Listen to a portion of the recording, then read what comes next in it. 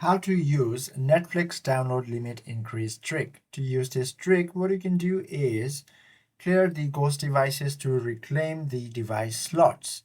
If you have too many devices logged in to your account, you cannot download a lot of videos or even TV shows and movies. So what you can do is simply open browser on your device, then head to the official Netflix site. From there, all you have to do is sign into your account by tapping on the sign in option. However, I do not have Netflix account, so I won't be signing in. But from here, you should be able to find manage download devices option from the privacy section.